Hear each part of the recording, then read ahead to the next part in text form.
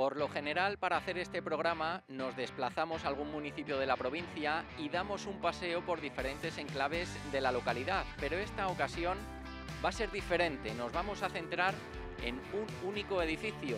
En este edificio, en el Castillo Palacio Magalia. Nos encontramos en las Navas del Marqués y si queréis conocer su historia, acompañadnos. Bienvenidos.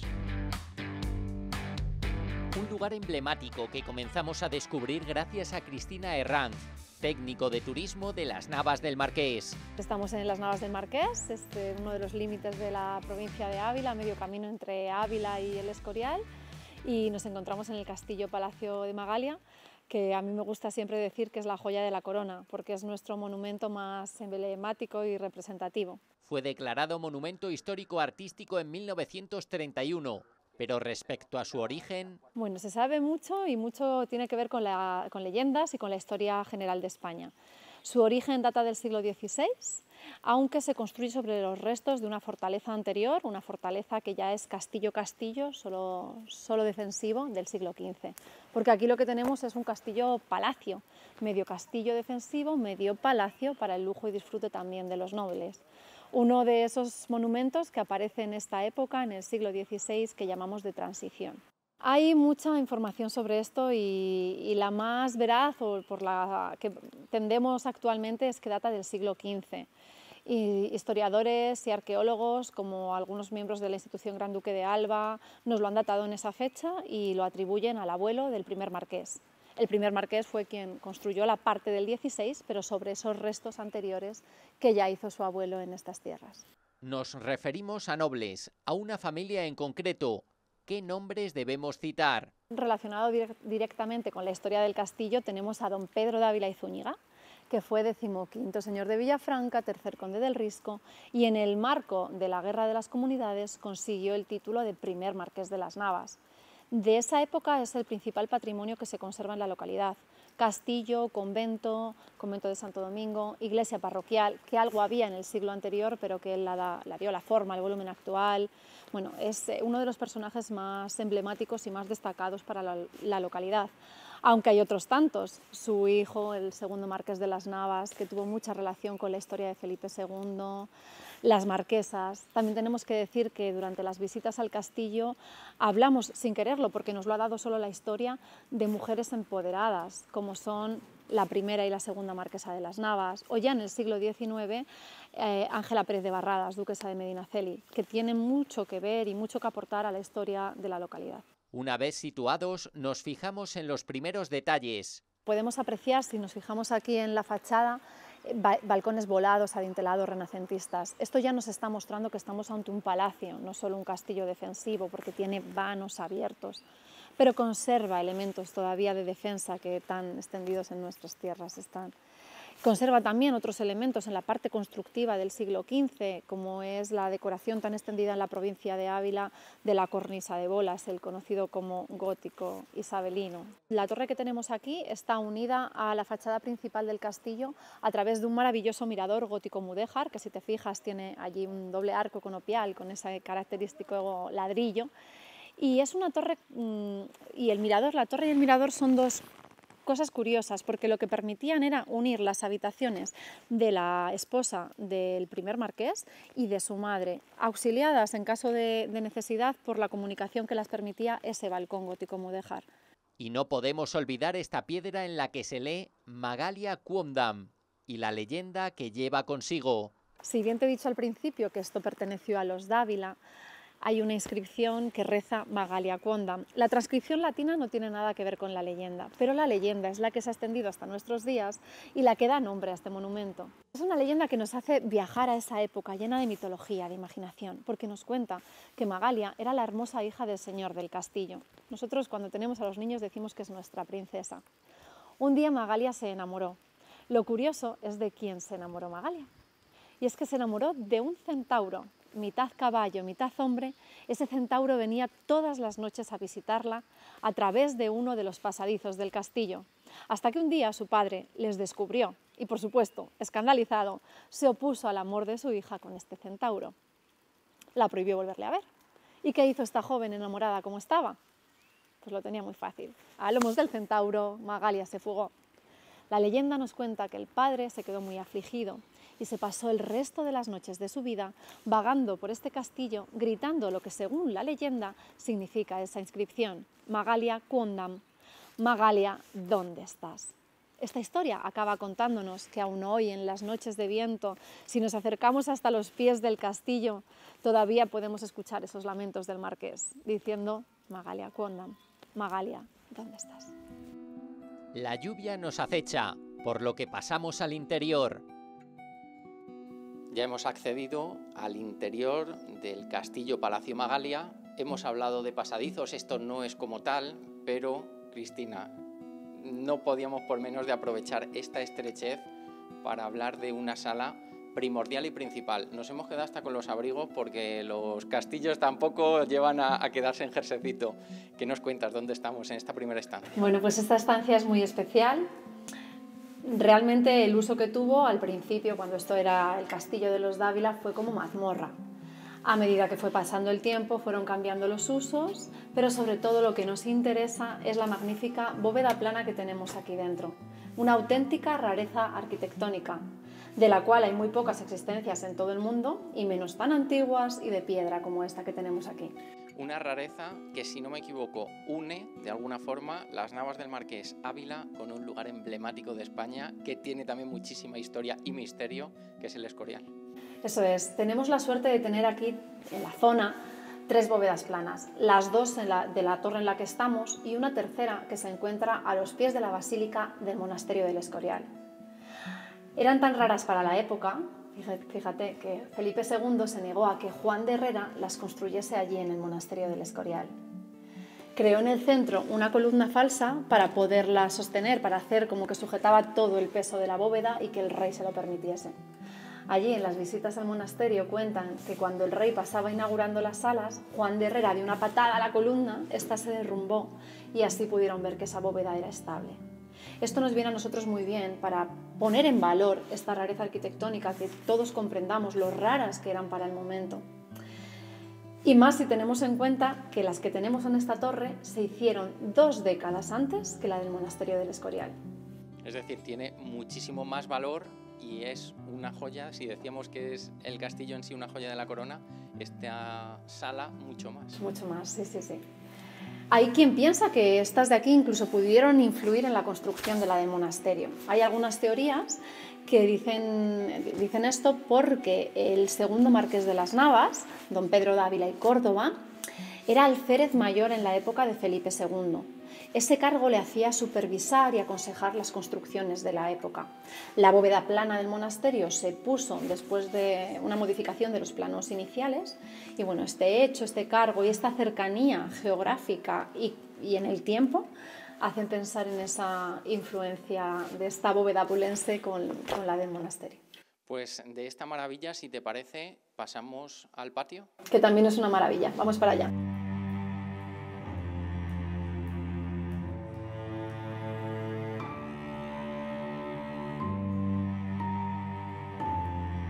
La verdad que hasta hace un instante estábamos paseando por aquí, como lo han hecho cientos, miles de personas en estos siglos, Cristina, y con las gotas que van cayendo de la lluvia de manera tan reposada, te hace reflexionar, ¿no? También del lugar en el que nos encontramos. Tenemos tantas cosas que decir de este espacio en el que nos hemos situado ahora. Sí.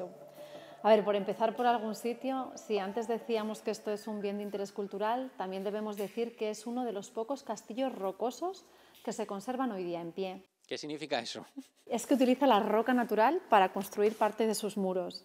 Por el exterior se ve muy bien porque se levanta encima y utilizando un enorme macizo de granito. Pero también aquí detrás de nosotros tenemos uno de esos muros que es la roca virgen sobre el que se ha construido todo esto. Ese es el primero de los detalles. Pasamos, yo me pongo en tus manos, las columnas. Tienes que fijarte mucho y bien en cada una de las curiosidades. En cada detalle. Bueno, tenemos un patio de armas renacentista precioso, con curiosidades. Por ejemplo, tenemos en la parte de abajo columnas de estilo jónico y en la parte de arriba dóricas. Normalmente los órdenes se colocan al revés, esto es rarísimo. Pero es que además en cada esquina tenemos una estética solución de esquina. La solución de esquina es cuando un pilar se transforma en columna o, como en este caso, en doble columna. en el que incluso se consigue una forma de corazón. Las soluciones de esquina son algo muy tosco, muy difícil de conseguir que quede estéticamente tan estilista como lo que tenemos aquí en el castillo. Tenemos otros pilares con el énfasis en el que el fuste de la columna va decreciendo en grosor a medida que asciende, algo innovador para el siglo XVI. Todo muestras del conjunto armónico, precioso, perfecto en el que nos encontramos y de la vanguardia a la que estaba el marqués en su época, en ese siglo XVI. Y terminando y complementando también las columnas, los escudos labrados en piedra, que a quién pertenecen y si nos fijamos, ¿son todos el mismo? Sí, bueno, pertenecen a los primeros marqueses. Tenemos una parte derecha con unos círculos, los roeles, 13 roeles de los Dávila, tan extendidos por toda la provincia, pero también toda la geografía española. La capital y la provincia y eso es, toda España. Y bueno, son del marquesado de los Dávila. Y luego tenemos unas franjas horizontales, que es el escudo de los Fernández de Córdoba. María Fernández de Córdoba fue la primera marquesa de las Navas y en su honor dentro del castillo solo se permitió poner ese escudo, mientras que en el exterior, en los muros, se va mostrando toda la heráldica del marquesado a lo largo de los siglos. Y es que existen detalles de una preciosa historia de amor, preciosa y atípica para el siglo XVI, entre los primeros marqueses, y este solo es uno de los más pequeños de ellos.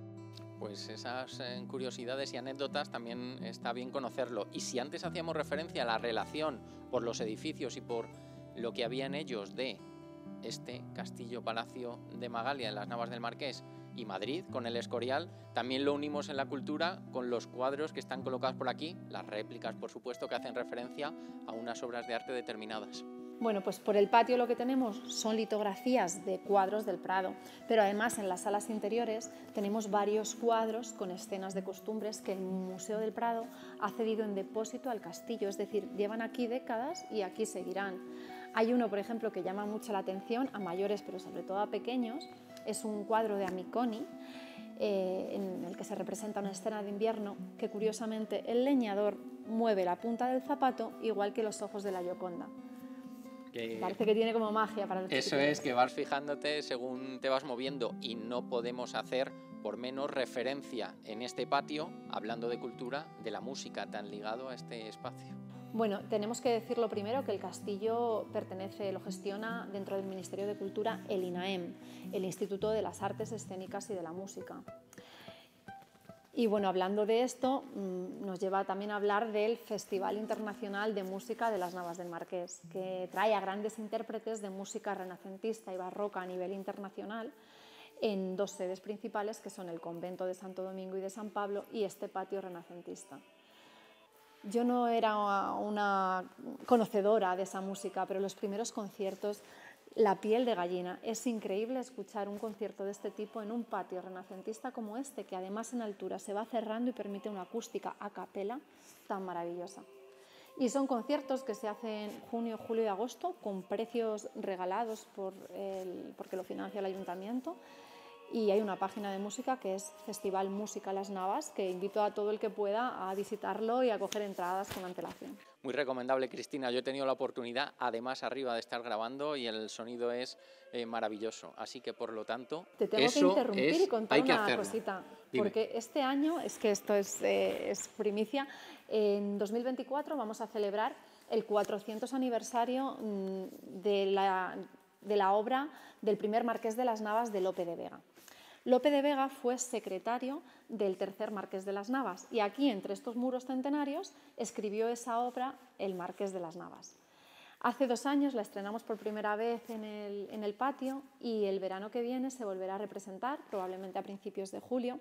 Es una obra muy divertida que además está musicalizada, por eso está dentro del marco del festival.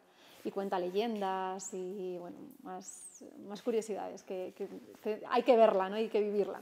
Pasamos por la biblioteca para admirar con detenimiento el cuadro al que hacíamos referencia. Es la obra Invierno de Santiago Amiconi, con ese famoso zapato al que no hay que perder de vista. Fue pintado entre el año 1748 y el 1750. Está firmado abajo a la derecha y procede de las colecciones reales, pasando al Museo del Prado y quedando depositado en Magalia desde 1950. En la biblioteca se conservan 10.000 volúmenes y al cruzar este pasillo encontramos la segunda de las bóvedas planas del edificio. Un lugar señorial, de encuentro y reuniones, pero quizás lo más importante está mirando arriba. Y hablando de arriba, pasamos a la parte superior, al Salón de Honor. Una de las salas más importantes de todo castillo, de todo palacio. El lugar en el que se hacían las grandes recepciones, las firmas de acuerdos, los bailes de salón y justo encima de este suelo, un suelo de barro cocido original, siglo XVI-XVII. Además, en este espacio se han conservado las piezas de más valor. Tenemos cuadros del Prado, uno de ellos es un Valleo, un cuadro del suegro de Goya, alfombras y tapices de la Real Fábrica, piezas mobiliario antiguo, vargueños, arcas, es una pequeña joya y entre ellos destaca un pequeño sello con la firma de Santa Teresa. Que quería yo que también lo recordaras y lo dijeras. Antes has dado un titular sobre la historia de amor, tenemos que terminarla. Bueno, sí, decía que había una historia de amor atípica para el siglo XVI entre los primeros marqueses.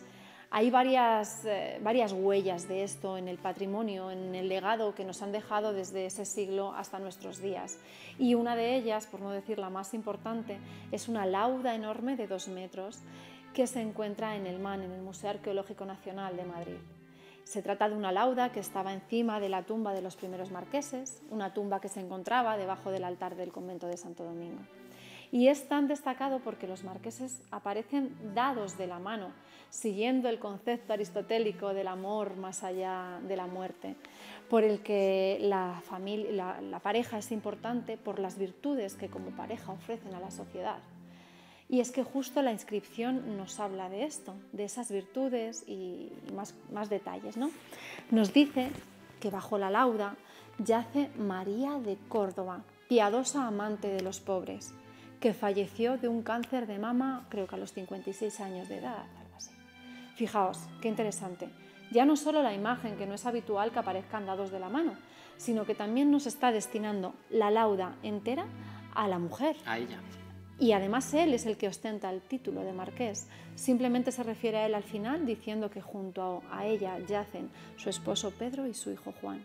Pero es que además nos está diciendo el motivo de la muerte de la mujer, cuando solo en las laudas funerarias de esta época aparece ese motivo cuando ese fallecimiento ha sido por la guerra femenina, que no es otra que dar a luz en el parto.